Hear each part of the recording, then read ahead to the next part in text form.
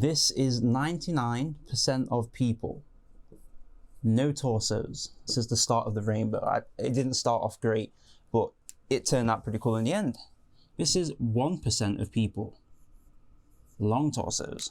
What is the difference between these two people? The difference is, well, sometimes there's a lot of different factors, right? Sometimes it could be literally just luck, genetics, some people born into families, and it depends what you define as 1%, right? There's a lot of different variables, but for the most part, right, let's not be too controversial.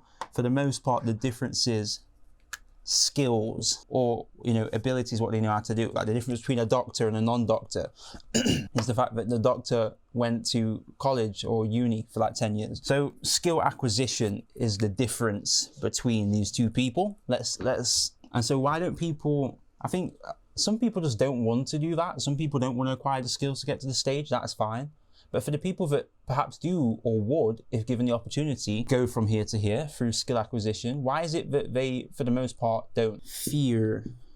Where does that fear come from? But why is it that they fear failure? It's because throughout all of us, everybody's lives, we've been given this idea that failing is bad, whether it be you get a bad grade at school. Like the whole idea of school is like you've got to be perfect, you've got to get the perfect grades, and you've got, if you're not, you're dumb, right? And all these different things. So there's that part when it comes to school. You've got your friends who'd make fun of you anytime you make a blunder, perhaps a social blunder, or I guess it's banter, right? But it plays at you and it makes you fearful of what people might think when you go to embark on new endeavors.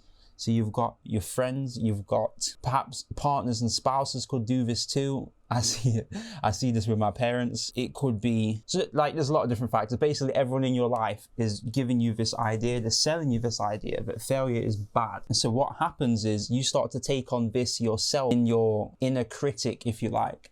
So anytime you fail yourself, you create stories about that failure. Perhaps this is you and you start a no torso again. You start an online business. Oh, look at this laptop. But then it fails. Big F, you failed at your online business.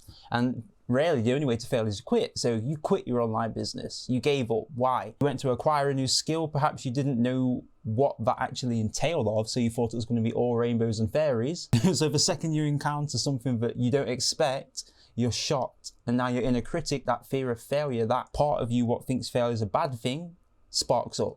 And he's like, what are you doing? You've done it wrong. Quit. Like, this is not for you. You can't do this. And so you quit. And now you create stories in your head.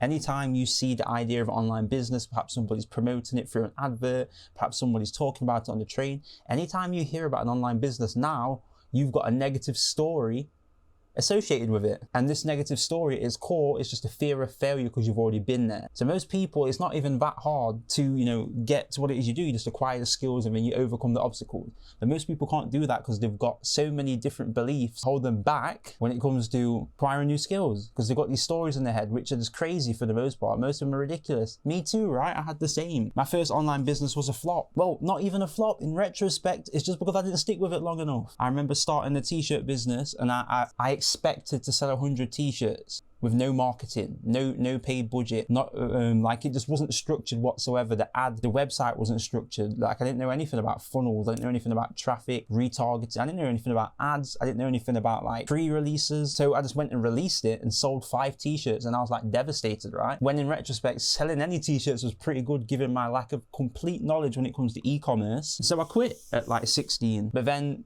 what came with that quitting was the story when it came to making money. Like now, I'm not somebody who can make money online. I'm not somebody who can make a lot of money. And I've got this story and this belief, what carries on with me. You can see how that inhibits your growth throughout life. And when it comes to acquiring skills, some people's stories are stronger than others. So for example, you go to start an online business. We're not all starting at the same place. If we're like, so say some people get to 10 grand a month in a month. Some people get there in 5 months. Some people it takes 2 years because everybody's starting at a different point. You've got loads of different factors when it comes to the point in which you're starting at. Some people are starting without any negative belief, and perhaps their family's already rich, so for them it's just easy. Some people are starting with a lot of limiting beliefs. They don't believe they can do this or that. They don't believe they're good at sales. They don't believe they can talk to people. And then they've got beliefs about money as well. They've got all kinds of different beliefs. Maybe some person's failed, or should I say quit 2 times, and they've got that on their belt. So baggage equates to this and plays into it as well. Quite a lot that's at play. You've got even racial ones, like sometimes with black people, me included, you feel like black people aren't smart and that you need to be smart to be rich, or that like nobody in your family's done this, so it's foreign territory, or you don't deserve it from like an ancestral standpoint. There's all sorts of different, and all of this is nonsense, by the way. Like none of this is true. It's just shit we tell ourselves. Like, you ever notice how a lot of the times the negative things you're telling yourself, they're not really based on truth, and you only really realize that when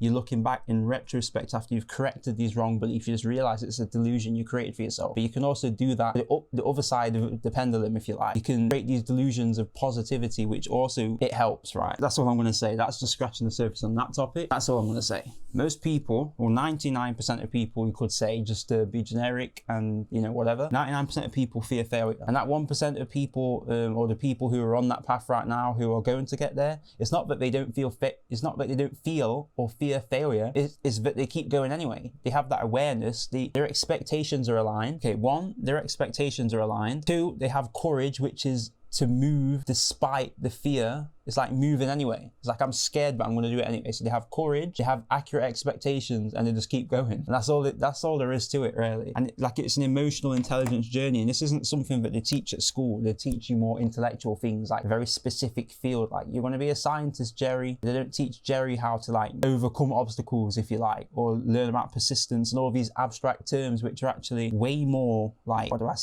say it? They're way more beneficial in the long run to learn these kind of, we could call it soft skills, like the emotional skills, the girly skills, right? Like, to learn those kind of things, these kind of things, a lot more beneficial, we could say. Yeah, mistakes, what I'm trying to say, all in this to say that mistakes are good. And hopefully I played a tiny role in helping you shift your perspective on that fact. Maybe you already knew and you just want that confirmation bias, and you just want, you know, you want your soul spoken to, is what I was saying just earlier today. So, like, you know, when you resonate with a message on like a deep level and you kind of like feel it unconsciously, maybe you weren't aware of it the way I've packaged it, and so I've just brought it out of you, or maybe I'm just, you know, starting to shift your perspective. Either way, failure is not a bad thing. And I'm not one of them people who got like F's at school and was told, oh, you're stupid. Like, I was actually told I was pretty smart. So I'm just using this to, you know, resonate with the listener. Because if you see a big F on there, you're going to get the message of what I'm trying to say, if you know what I mean. And also I'm thinking as well, like, I was raised, this is a little bit different topic. I'm going to summon this very quick, but I was raised to believe that like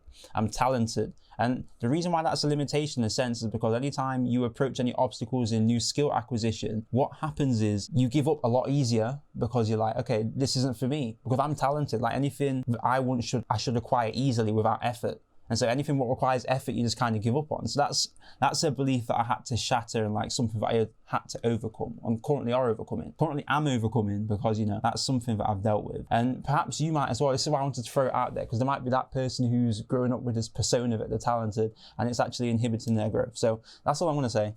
And